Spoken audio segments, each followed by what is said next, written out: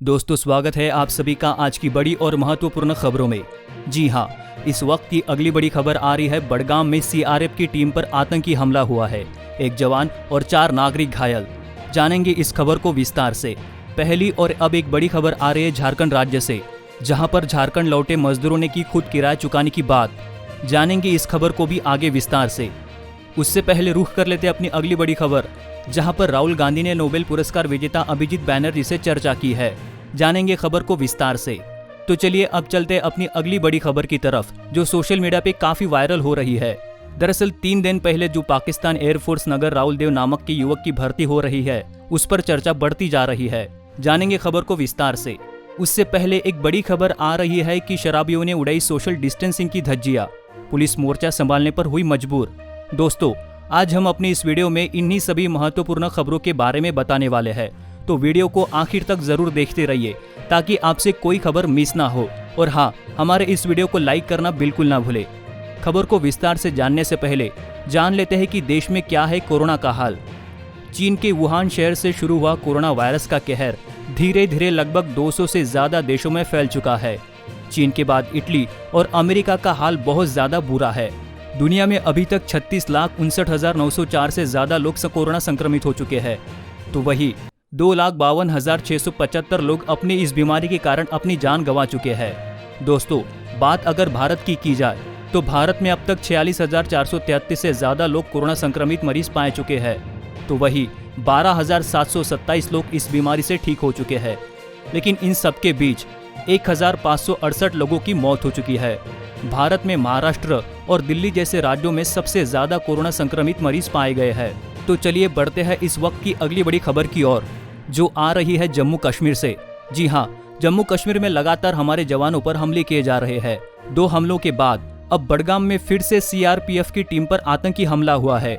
बड़गाम में सीआरपीएफ की 181 बटालियन की टुकड़ी पर आतंकियों ने ग्रेनेड से हमला कर दिया है, जिसमें एक जवान के घायल होने की खबर सामने आ रही है। इस ग्रेनेड अटैक में 4 आम नागरिक भी घायल हुए हैं। घायलों को उपचार के लिए अस्पताल में भर्ती कराया गया है। इलाके की घेराबंदी कर तलाशी अभियान शुरू कर दिया गया है। जहां पर देश कोरोना वायरस से जंग लड़ रहा है, वहां पर कश्मीर में लगातार आतंकी हमले हो रहे हैं। पुलिस के एक अधिकारी ने बताया कि मध्य कश्मीर के चरार-ए-शरीफ में पखेरपोरा क्षेत्र में आतंकवादियों ने सुरक्षा बलों के एक दल पर एक बस स्टैंड के निकट ग्रेनेड फेंका। इससे पहले जम्मू कश्मीर में कुपवाड़ा जिले में सोमवार को आतंकवादियों की गोलीबारी में केंद्रीय रिजर्व पुलिस बल के 3 जवान शहीद हो गए थे, जबकि 2 अन्य घायल हो गए। वहीं इससे एक दिन पहले जिले में आतंकवादियों के साथ मुठभेड़ में 5 जवान शहीद हो गए थे। अगली बड़ी खबर आ रही है झारखंड से, जहां पर मजदूरों ने किराया लेने की बात कही है, जिसे सुनने के बाद प्रशासन की पोल खोल दी जा रही है। जी हाँ, लॉकडाउन में फंसे प्रवासी मजदूरों को उनके गृह राज्य तक पहुंचाने के लिए किराए लेने के रेल मंत्रालय के कदम और राज्यों द्वारा उस किराए की वसूली सरकार और विपक्ष के बीच टकराव की नई वजह बन गया है। ये तो हम सभी जानते हैं कि कोरोना वायरस के संक्रमण को रोकने के लिए देश भर में जारी लॉकडाउन को 2 और हफ्तों के लिए बढ़ा दिया गया है और केंद्र सरकार ने उनके गृह राज्य तक पहुंचाने के लिए विशेष ट्रेनें चलानी शुरू की है। केरल से चली ऐसी 2 ट्रेनें सोमवार दोपहर झारखंड पहुंची। इन ट्रेनों में सफर करने वाले मजदूरों का कहना है कि उन्होंने अपना किराया खुद भरा। ऐसी ही एक ट्रेन सोमवार की रात कर्नाटक के बेंगलुरु से झारखंड के हटिया आई तिरुवनंतपुरम से जसीडीए आए मजदूर संजीव कुमार सिंह झारखंड के साहिबगंज जिले के राजमहल इलाके के मूल निवासी है। तो चलिए बढ़ते हैं अपनी अगली बड़ी खबर की तरफ। दोस्तों, ये तो हम सभी जानते हैं कि कोरोना वायरस के कारण लगे लॉकडाउन की वजह से बहुत ज्यादा परेशानी हो रही है। राहुल गांधी ने कोविड-19 से पैदा हुई आर्थिक चुनौतियों पर नोबेल पुरस्कार विजेता अभिजीत बैनर्जी के साथ चर्चा की, जिसमें अभिजीत बैनर्जी ने कुछ बड़ी बातें कही है।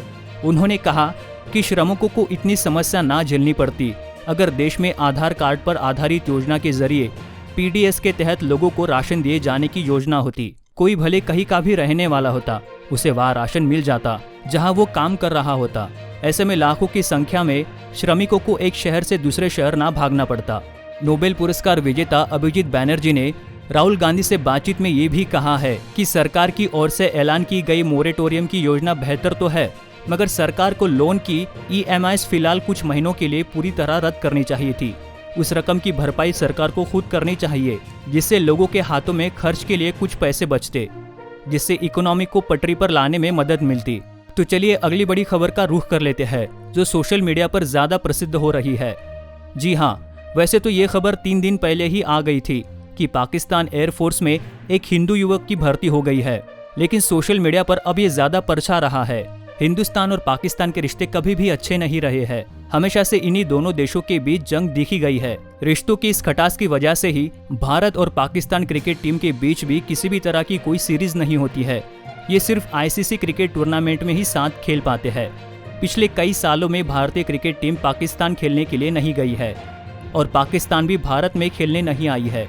लेकिन अभी पाकिस्तान ने कुछ ऐसा काम कर दिया है जिसकी वजह से उसकी काफी वाहवाही हो रही है। हमेशा अल्पसंख्यकों पर अत्याचार के लिए मशहूर पड़ोसी देश पाकिस्तान ने पहली बार किसी हिंदू वायुसेना का पायलट नियुक्त किया है। राहुल देव को पाकिस्तानी वायुसेना में जनरल डिप्टी पायलट ऑफिसर बनाया गया है।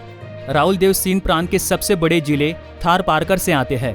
ये वही जिला है जहां पर बड़ी संख्या में अल्पसंख्यक हिंदू समुदाय के लोग रहते हैं। ऑल पाकिस्तान हिंदू पंचायत के सचिव रवि दवानी ने राहुल देव की नियुक्ति पर खुशी जताई है। उन्होंने कहा है कि कई अल्पसंख्यक देश के नागरिक सेवा के साथ साथ सेना में भी कार्यरत है। देश के कई डॉक्टर हिंदू समुदाय से आते हैं। अगर सरकार अल्पसंख्यकों पर ध्यान देगी तो कई राहुल देव पैदा होंगे।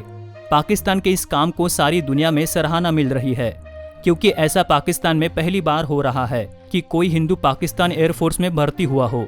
इसी के साथ बढ़ते हैं अपनी अगली खबर की तरफ। जी हाँ, जैसे ही सरकार की तरफ से फैसला आया कि शराब की दुकानों को खोला जाएगा, दिल्ली के अलग अलग इलाकों में बेहिसाब भीड़ इकट्ठा हो गई।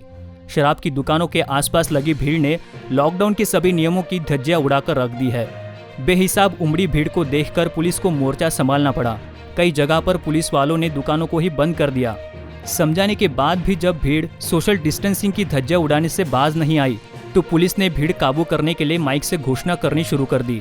इसके बाद भी भीड़ ने जब पुलिस की चेतावनी अनसुनी की तो हल्का बल प्रयोग करके भीड़ को मौके से तितर बितर कर दिया।